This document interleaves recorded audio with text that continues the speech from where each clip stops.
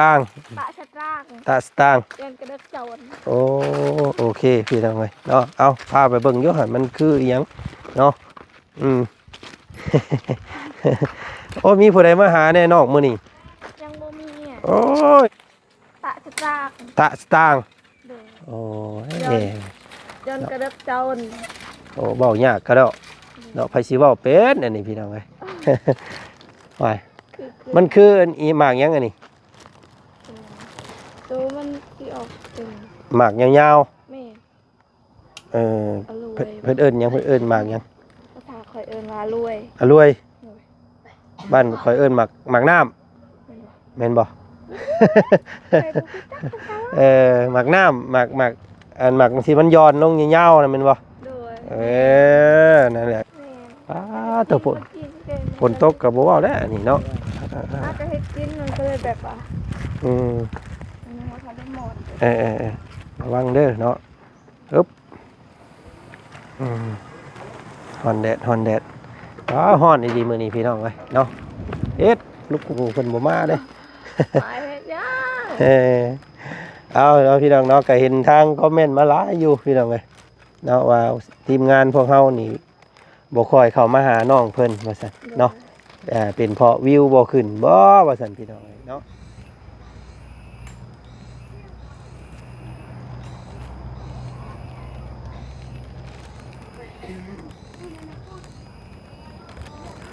เนาะพี่น้องเนาะก็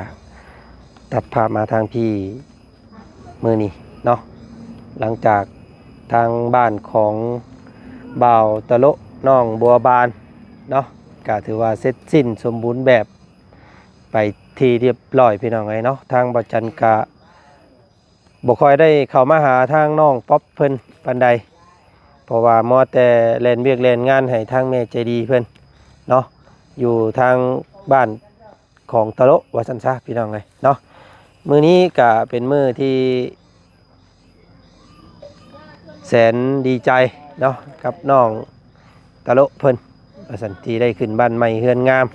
เนาะกะหลังจากขึ้นเฮือนขึ้นศาลแล้วกะเพิ่นก็พากันอุ่นเนาะม่วนซื่นกินข้าวกินน้ำอยู่หั่นแหละว่าจันกะบ่ได้เข้าไปวนเพิ่นบ้านนี่พี่น้องเนาะมีแต่ว่าให้เพิ่นรับแขกรับคนตามฮีตของพวกเพิ่นเลยเนาะ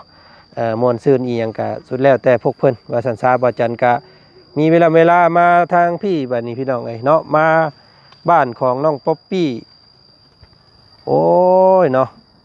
ยังคือเก่าอยู่พี่น้องไม่ต้องหอกตามยังบ่มาอยู่บ่นี่เนาะกะงบมันเบิดเด้อพี่น้องเนาะงบบ่พงบ่พอเนาะทีมงานพวกเฮาก็เลยสลอบ่มีความคืบหน้าว่าซั่นซะเนาะกะประกาศอันสมทบคือเก่าเนาะพี่น้องเนาะสำหรับเพื่อนชานของน้องป๊อปปี้นี้เนาะก็หมดแล้วตอนนี้พี่น้องเนาะมีแต่รอแต่ไม่เป็นบางส่วนเนาะแต่ว่าค่าสร้างกะโอ้ระดับ20 ล้านพุ่นแหละพี่น้องเนาะแล้วก็ค่าไม้ก็ยังบ่พออะไรพี่น้องโอ้ยังหลายเด้อเนาะเอาเป็นกำลังใจให้ทางน้องป๊อปปี้เพิ่นมื้อนี้พี่น้องทางบ่จันก็มีโอกาสได้เข้ามาตอนเที่ยงน้องเพิ่นก็บ่อยู่บ่เซาคือเก่าอันนี้เนาะโอ้ยเฮ็ดอีสังอยู่เด้เนาะทางผู้สาวเพิ่นพี่น้องห้วยกำลังสิเฮ็ดอีหยังอันนี้เอาไปใส่บ่อยต้นมะขึ้นเพิ่นบอกเขาเอิ้นว่าจังได๋เฮ็ดข้างมะเพิ่นเอิ้นข้างมะเนาะบ้านเจ้าเอิ้นอีหยังกันโยนกันโยนแกโจรตะโกนโยนเกตตะตางตะชะตรางตะสตางเรียนกระเดกโจรโอเคพี่น้องเนาะเอาพาไปเบิ่งอยู่หั่นมันคืออีหยังเนาะโอ้มีผู้ใดมาหาแน่นอกมื้อนี้ยังบ่มีโอ้ยเนื้อบ่หอมแล้วเจ้าอันนี้เนาะเนื้อบ่หอมแล้วจังบ่มีผู้ใดมาหานี่เนาะเบิดมื้อยังบ่มีไผมาอยู่โอ้ควรพิจารณาตัวเองเด้ออันนี้พี่น้องเนาะ สิเป็นเพิ่นมาอยู่บ่พ่อเจ้า กับพวกคือกัน พี่น้องเนาะโอ้เฮ็ดอันนี้โอ้เพิ่นเอิ้นข้างหมักอึเนาะข้างหมักอึข้างหมักบวบบ้านสุข่อยเอิ้นเนาะแต่ว่าทางเพิ่นเอิ้นนั่นน่ะอิหยังก็โยนตะสตาง ตะสตางค์ โดย โอ้ย จนกระดับโจน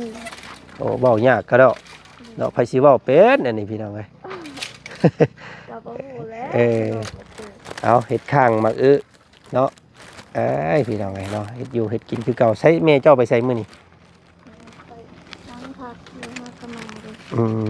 เขาแล้ว พักผ่อนอยู่เฮือนนั่นเพิ่นพูด โดย อืมเอาเฮ็ดใช่พี่น้องเอ้ยเนาะบรรยากาศตอนบ่ายๆมื้อนี้พี่น้องทางบ่จันเข้ามาหาน้องป๊อปเพิ่นเนาะก็นี่แหละมาแจ้งพี่แจ้งน้องเนาะว่ายังขาดงบเด้อพี่น้องเอ้ยเนาะก็เปิดสมทบเฮ็ดเฮือนน้องเพิ่นว่าซั่นซะยังบ่พอยังอีกหลายเนาะที่บ่ได้เข้ามาก็ย้อนบ่มีความคืบหน้าหรือว่าบ่มีการสมทบอะไรพี่น้องเนาะบ่จันกับบ่ค่อยได้เข้ามาซั่นซะมาแต่ละเทื่อกับบ่มีข่าวดีมาแจ้งน้องเพิ่นแน่เนาะอยากมีข่าวดีมาแจ้งเด้พี่น้องเอ้ยเนาะเฮ็ดจังไดเนาะเนาะ ว้ายมันคืออันอีหมากหยังอันนี้ ตัวมันที่ออกเป็น หมากยาว แม่ ๆอรวย เพิ่นเอิ้นหยังเพิ่นเอิ้นหมากหยัง ภาษาคอยเอิ้นว่ารวย อรวยบ้านข่อยเอิ้นหมากน้ำแม่นบ่ หมักน้ำหมักอันหมักที่มันย้อนลงยาวๆนะแมันบ่ โดย นั่นแหละเอิ้นหมักน้ำบ้านข่อยเอิ้นเนาะแต่ว่าบ้านเจ้าเอิ้นหมัก กันอรวย กันเอารวย อรวย สัตว์ยากกระดอกพี่น้องไงเนาะกินข้าวกินน้ำได้มื้อนี้ กินแล้ว กินกับหยังเป็นตายแซ่บอยู่บ่ แจกกันเจ้ามักปี้ โอ้ยพี่น้องไงเนาะห้วยบ่ได้เห็นกันโดนเติบเนาะหวยคืออ้วนขึ้นตัวนี้ อ้าวแม่นบ่ มีน้ำมีนวลขึ้นเด้อ นะ เนาะ ดีใจบ่ดิคือบ่อยากให้อ้วนบ่ก็ขอยเราอยากให้อ้วนได้ข่อยพี่น้องไงมันจะงามเนาะ บ่อยากอ้วน เออ อ้วนแล้วบ่งาม โอ้ยพอดีงามซ้ำนี่เนาะให้ซ้ำนี้แล้ว จอยคือตอนแรกๆที่พ่อเจ้าเนี่ยมันจอยโพด แม่นบ่ บ่งามเนาะผู้หญิงมันต้องมีน้ำมีนวลหน่อยนึงว่า เออสิแม่นน้องเพิ่นช่วงนี้ก็เฮ็ดเวียกเนาะก็ได้กินข้าวหลาย โดย เพราะว่าเมื่อยเนาะเมื่อยเฮ็ดเวียกก็ต้องกินข้าวหลายก็เลยอ้วนบัดนี้ ก่อนสิไปก็ต้องกินก่อน อืม เห็นบ่กินก็บ่มีแห้งเสียหญ้าตัว เนาะ มาก็กินนี่เทื่อนึง โอ้ยอย่าไปเฮ็ดเด้นแบบว่าท่วงว่าอ้วนได้ไปลดหุ่นบ่กินข้าวมื้อแลงตายแล้วข่อยพี่น้องไอ้เนาะสิได้บ่ท่วงได้เนาะ กินโลดบ่ไหวดอก เนาะไปให้มื้อนี้ติไปเฮ็ดหยังอยู่ให้ไปเฮ็ดหยัง เสียหญ้าคือเก่า อืม มาแล้วก็อาบน้ำแล้วก็กินข้าวแล้ว อืม แล้วก็นั่งดินพาให้ประมาณเพิ่นสิไปอีกก็พาให้ประมาณ3-4 โมงนั่นแหละ อืม กันจะสิไปหรือบ่ เนาะช่วง3 โมง 4 โมงแรงเราไปเสียหญ้ามันเนาะ ไปก็ยังบ่ดับ เอาเบิ่งอยู่หั่นพี่น้องเอ้ยเนาะโอ้อันนี้หมองจู้ไผอันแม่เจ้าบ่นึ่งข้าวนึ่งน้ำตอนเช้า แม่ ป้าตะฝน กินเก่ง ฝนตกก็บ่เว้าแล้วอันนี้เนาะ อาจจะเฮ็ดกินมันก็เลยแบบว่า อืม มันยังบ่ทันได้หมด ระวังเด้อเนาะอึ๊บฮอนแดดฮ้อนดีๆมื้อนี้พี่น้องเอ้ยเนาะเอ็ดลูกกุ๊กกัวบาดนี่ ผู้ทางนาบ่าวเพิ่นก็นอนก่อยอู้ลูกอยู่ตารางเฮือนพุ่นเนาะมันฮ้อนเนาะเข้ามาห่มมาเงาก่อนก็ได้น้องเอ้ยเนาะมันฮ้อนเด้พี่น้องเอ้ยเนาะฮ้อนอยู่แต่ว่าน้องเพิ่นใส่เสื้อนี่ให้กว่าเสื้อยามหนาวเด้พี่น้องเอ้ยเนาะบางคนเพิ่นอยากเบิ่งแขน แขนบักดำ เย่าเนาะมาแต่ละเทื่อเราบ่เห็นแขนน้องเพิ่นจักเทื่อเนาะเห็นแต่คุมไว้อยู่พี่น้องเอ้ยมันบ่ฮ้อนบ่ถามอีดีแต่อ้ายนี่บ่ค่อยมักปานใดเลยอันเสื้อแขนยาว บ่ฮ้อนใส่แล้วแปลว่ามันเย็นเนาบ่ใส่แล้วมันฮ้อนแดด มันแหมเนาะ นี่ แต่ว่าอ้ายนี่เฉพาะจังหวัดดำพี่น้องเอ้ยเนาะมักแก่มักใส่เสื้อมักกันใส่เสื้อแค่สั้น แกยาตลอดตรงนี้ดิ อืม ก็เลยเฮ็ดไป ต้องอบแน่เนาะ โดย เพราะว่าสั้นเนี่ยโอ้ยบ่ไหวแดดเนาะแดดเผาเนาะ UV บ้านเฮาเมืองเฮานี่โอ้แห้งขนาดเลยพี่น้องเอ้ยแดดนี่บ่คือทางอื่นเด้ทางต่างประเทศผู้โอ้ยเพิ่นอยากอาบแดดทางนั้นเนาะ ทางเฮานี่โอ้ยพี่น้องเอ้ยถึกแดดนิดนึงเลยดิ้นคอดๆเขาแล้ว เอาไหวเลย บ่มีไผมาหามื้อนี้ติ โดย เป็นนี่ได้สมัยตอกหอกตามเจ้ายังบ่มาอยู่บ่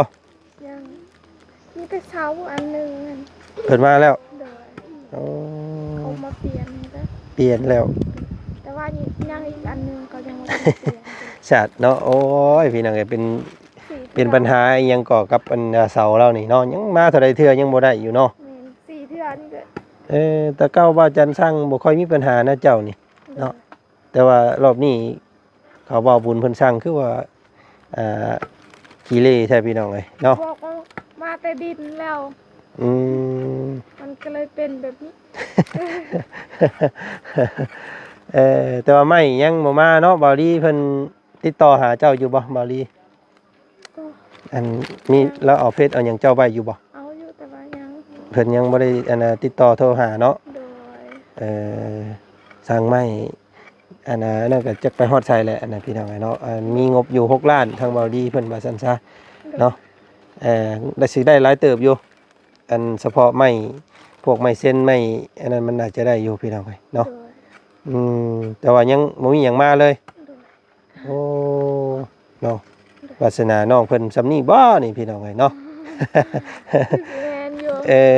เนาะแข่งยังแข่งได้แข่งบุญวาสนาแข่งกันบ่ได้เด้นี่พี่น้องเอ้ยเนาะ โดย เฮ็ดจังไดเนาะบ้านสิหาอ้ายสิซอยเจ้าในใดบ้านนี่เนาะ ถึกเลขซะ ให้ซื้อเลข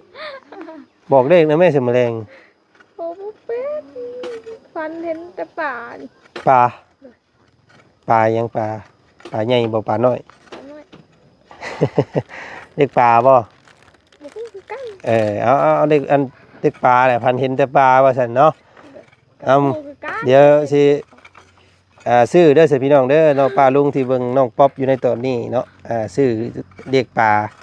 เนาะหวยลาวมื้อแรงจักเทื่อถือกัน800ล้านเนาะพอได้ซอยน้องเพิ่นอันว่าเฮ็ดอันเฮือนให้มันแล้วนี่เนาะโอ้พี่น้องเอ้ยมาซ่ากะอดเอาแหละพี่น้องเอ้ยเนาะเก้าอดเก้าเยินหักสิได้ถอนคำคือเพิ่นว่าเนาะ โดย ทางพวกอ้ายก็ได้แต่เป็นกระบอกเสียงนี่แหละพี่น้องไงเนาะจักสิหาทางซอยน้องเพิ่นจังใดเนาะแต่ว่ายอมรับอยู่ทางบ่จันบ่มีการสมทบเนาะพี่น้องเนาะมีแต่สมทบแต่ จริง ซื้อดินแต่แรกๆพี่น้องกันเนาะก็บ่มีเลยเนาะก็บ่ค่อยได้เข้ามาหาเจ้าช่วงนี้เนาะ ๆโดย เอาว่าค่าเฮ็ดเฮือนน้องนั่นอยู่เนาะน้องตะโละเพิ่นไป บ้านใด พูดแหละทางบ้านสะทึม อ๋อโดย ไปทางบ้านน้องอิหยังก็น้องน้ำบ่หมู่เจ้านะ โดย ว่าจันกายไปกายมาเห็นเราเรื่อยอยู่พี่น้องอยู่เฮือนเนาะ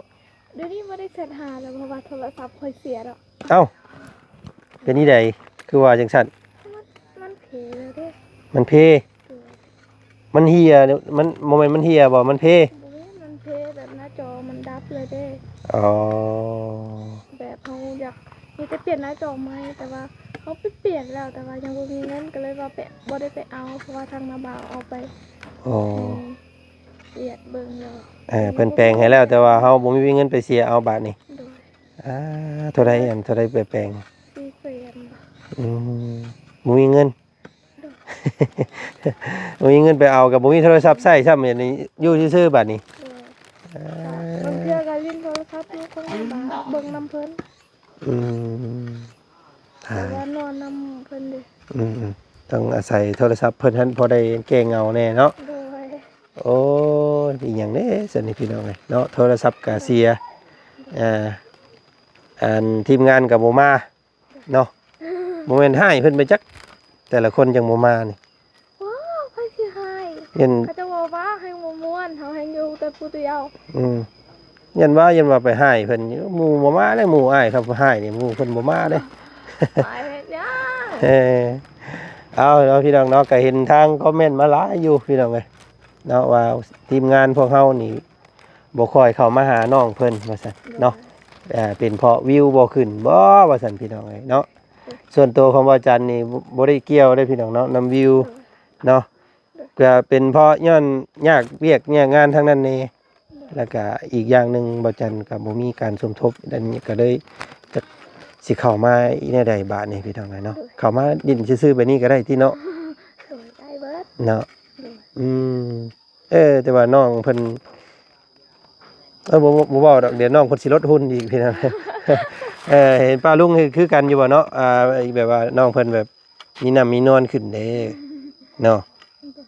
พักผ่อนเพียงพอเด้นี่พี่น้องกินข้าวหลายเด้อแต่เบิ่งนี่เนาะ โดย เอาอ้ายอันว่าสิให้เราลดคุณบัดบ่ให้ลดดอกเพิ่มอีกนิดนึงเพิ่มอีกอันโลนึงก็จะว่างามกว่าเก่าเนาะ ไป เอาขนมมาฝากเด้อมื้อนี้ตอนเที่ยงกินแล้วข้าวเนาะ กินได้ มื้อใดสิแกงหน่อไม้อีกเนาะอยู่มากินน้ำอีกเด้อ เป็นได้นะไอ้กะเดี๋ยวสิส่วนหมูคอยอยู่ อื จะได้ ม แกงน้ำกันอีกเพื่อนมาดินเพื่อนใส่ เนาะเนี่ยอยู่เนี่ยกินก็มีแต่หน่อไม้ในยามนี่เนาะ ไม่น้องจะเงาไม่แล้วก็กล้วยตี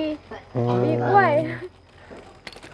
เนาะเป็นแนวอื่นบ่มีบ่แนวเป็นปูเป็นปลาเป็นเป็ดเป็นไก่สิบ่มีบ่ โอ้มีหายาก ต้มไก่ให้สู้กินเป็นนี่ก็แต่ยังมาเรื่อยอยู่ดอกเนาะ แม่ อันนี้โดดมาเท่าใดแกงแต่หน่อไม้มันก็ฮ้อนท้องวาบเด้อด้วย โอ้ยเนาะเอาพี่น้องไอ้ก็แวะเข้ามาไปพูดละไปเบิ่งต้นเบิ่งเสาเราบ่ได้มีอีหยังอันกั้งไว้ซ้ำบ่น่ะ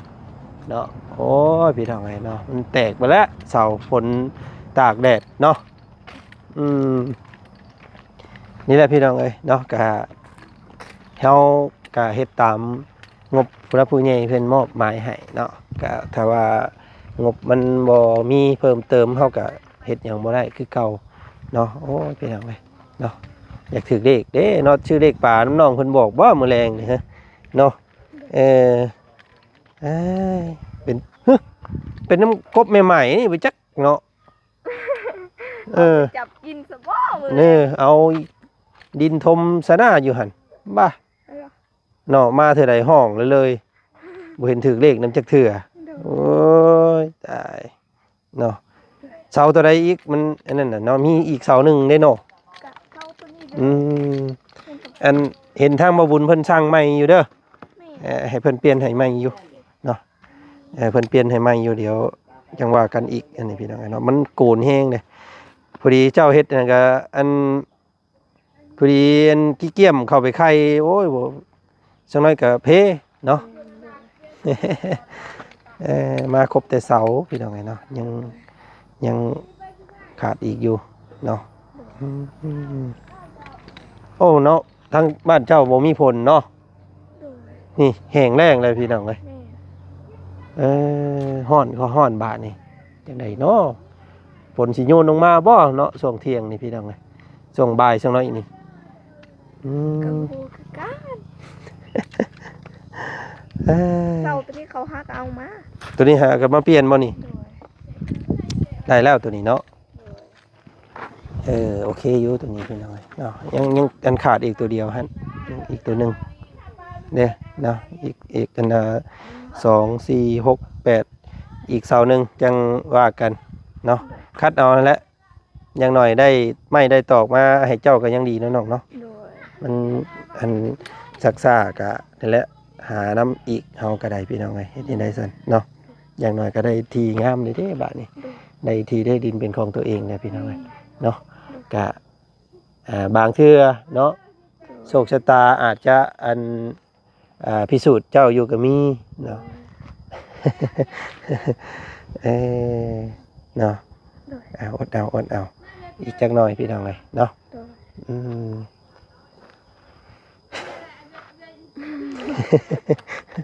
ส่วนหลายเจ้าไปอยู่พุ่นบ่ตอนเว้นมาเนี่ย แม่ อยู่เฮือนเจ้ามันร้อนเนาะ แม่นอนแม่ สังกะสี แม่ อื นี่ ม ไปดูนำไปลินเทือนน้ำเปล่านี่ไปสิกินข้าวแล้วมากินเพื่อน อืมจะพากันไปนอนอยู่พุ่นมันเย็นเนาะ โดย เอ้ยอ่ะมื้อนี้อ้ายก็บ่มีหยังหลาย โดย มาดินน้ำเจ้าคือเก่านั่นแหละ โดย เนาะมาเป็นกระบอกเสียงให้อีกช่องทางหนึงเด้อเนาะ โดย อ้ายเชื่อว่าสักมื้อสักวันเนาะ โดย เจ้าอาจจะได้เฮือนได้ซานอันครบถ้วนด้วยกันพี่น้องเลยเนาะเป็นกำลังใจให้เด้อสู้ๆเนาะ หมูมีไผมามื้อนี้ติ โดย โอ้ยเนาะเฮ็ดจังไดเนาะ โดย มื้อหน้าก็สิหาวิธีให้หมู่มาหาเบิ่งก่อนเด้อเนาะเจ้าหาแนวให้เจ้าเฮ็ดเบิ่งก่อนพี่น้อง โดย อืมขายบ่ขายหาหน่อไม้มาห้อยขาย โดย หาบขายก็ได้อยู่ทางพุ่น โดย คือหมู่คือบ่อยากเข้ามาหาแท้ เนาะมีอยู่บ่หน่อไม้หั่นแถวน้ำบ้านเจ้า ก็มีอยู่แต่แบบว่าบ่เคยมีเวลาไปหาอยู่ อืม อันเฮาไปหาก็พอมีอยู่ประมาณ3-4ทุ่มจังซี่นะหลายแล้วแบบบ่ค่อยมีเพราะว่าเดี๋ยวนี้หั่นเขาเจ้าก็หากินหมดบ้านนี่เด้แต่ไผก็อยากกินเบิดหน่อไม้หั่นแบบบ่มีของกินอย่างอื่นเด้ เนาะมันมีแต่อาหารตัวเดียวนี่เนาะ แม่ ที่หาง่ายได้แนวว่าซั่นซะ ปูปลาก็บ่มีแต่ซื้อเอานี่นะก็บ่มีเงินบอกเขาก็เลยแบบไปหาหน่อไม้เบิดนอกจากหน่อไม้กับผักอย่างเดียวมีแต่สองอย่าง อืม เนาะ โดย เอ้าถ้าเบาลี่เพิ่นขึ้นมาก่อนซะพี่น้องเอ้ย โดย จักเพิ่นสิขึ้นมามื้อใด โดย ทางบ่จันก็อยากให้เพิ่นขึ้นมาอยู่เพราะว่าอยากให้ทางเบาลี่เพิ่นเป็นสักขีพยานให้สิ่งใหญ่สิ่งหนึ่งอยู่เนาะตอนสักหน่อยนี่บ่จันสิลงไปเบิ่งเนาะก็ถือว่างานสำคัญสำหรับทีมงานเฮาเลยก็แม่นพี่น้องเอ้ยเพราะว่าอ่าสิ่งนี้เนี่ยเป็นประโยชน์ต่อทีมงานเบิดทุกคู่ทุกคนเนาะเดี๋ยวอยากให้บอดี้เพิ่นขึ้นมานำอยู่มื้อแรงนี่สิลงไปโอ้ลมเบิ่งนัดมื้อนี่มีงานใหญ่สำหรับทีมงานอยู่เนาะอยู่ปุ้นบ้านอาล่างเนาะอืม ขึ้นเขื่อนไม้บอก บ่บอกหรอกพี่น้องเอ้ยเนาะย่านมันบ่ได้ย่านเอมเนาะต้องไปเคลียร์ให้มันได้ก่อนจังสิบอกได้กันเนาะมื้อหน้าเด้อเนาะเอาพักผ่อนซะสั่นเนาะไปทางอื่นต่อก่อนอ้ายกะเนาะมาดินน้ำซำนี้เด้อเด้อ โดยขอบใจเด้อขอให้เจ้าอวยพรขอให้เดินทางปลอดภัยเด้อ เด้อเจ้าก็คือกันเด้อเนาะ โดย ขอให้สมความมุ่งมั่นปรารถนา โดย เนาะ โดยขอบใจ นะโอเคสั้นๆอ้ายไปเบิ่งบ้านน้องใจดีก่อน โดย เนาะเพิ่นฮอดใส่ได้ใกล้สิแล้วเด้อหั่น โดย เนาะ ก็ไปสิแล้วแล้วบอก แม่นไวเด้เพิ่นครบเบ่เลยเนาะ โดย จังน้อยก็ได้ขึ้นเฮือนใหม่เด้อนี่ เพิ่นมาเล่นเถื่อนค่อยมื้อหน้าขึ้นเถื่อนใหม่ค่อยสิไปเอาเด้อ เนาะเตรียมไปขึ้นเฮือนใหม่เพิ่นนำกันเด้อเนาะจังน้อยนี่พี่น้องบ่เฮิงดอกนี่ โดย เนาะยันบ่เข้าพรรษาซ้ำดอกนี่ โดย ก็สิได้ขึ้นบ้านใหม่ของน้องใจดีแล้วแหละ โดย เนาะเอ้าไปก่อนสวัสดี โดยขอบใจเด้อ สบายดีเนาะสู้ๆเด้อเนาะเป็นกำลังใจให้เด้อเนาะย่านน้องเพิ่นง่วมเงาแล้วพี่น้องไงเนาะก็แวะเข้ามาทักถามเมื่อก่อนหลายคนเนาะลืมน้องป๊อปเลยบ่ว่าซั่นเนาะไปเยี่ยมน้องเพิ่นนี่เด้อว่าซั่นพี่น้องไงก็ยังบ่ทันทันดื่มเด้อพี่น้องหาเวลามาอยู่ทางบ่จันก็ได้ก็มาก็บ่มีข่าวดีมาให้น้องเพิ่นโอ้ยพี่น้องไงเนาะอยากมีข่าวดีเด้สมทบเรื่องเฮ็ดเฮือนน้องเพิ่นนี่เนาะคือสิดีเนาะ แต่ว่าน้องเพิ่นแบบบ่เว้าหรอกพี่น้องเนาะเดี๋ยวน้องเพิ่นสิไปลดหุ่น โอ้ยงามเนาะจอยบ่งามพี่น้องเนาะอวบขึ้นงามนอกจากนี่ก็ขึ้นอยู่กับบุญวาสนาของน้องเพิ่นพี่น้องเนาะคือเว้าหั่นแหละเนาะก็อันนี้ก็เสียงโศกเสียงชะตาคือกันเลยพี่น้องเนาะมีหลายคนเนาะที่บ่ได้ก็มีพี่น้องคือน้องอ้อยน้องย้อยก็บ่ได้นั่นก็ได้แต่ที่แต่ดินคือกัน พี่น้องเอ้ยเนาะก็มีแต่รุ่นเนาะให้น้องเพิ่นมีบุญวาสนานโมได้บ้านเฮือนงามให้พ่อแม่อยู่ด้วยกัน อันนี้แหละเฮือนเราก็ได้พี่น้องเอ้ยเนาะก็เป็นเฮือนหลังสังกะสีพี่น้องเอ้ยเนาะ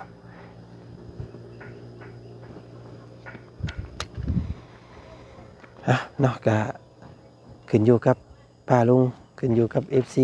ผู้ใหญ่ใจดีพุ่นละพี่น้องเอ้ยเนาะที่จะซอยน้องเพิ่นได้ก็สั่นซะเนาะทาง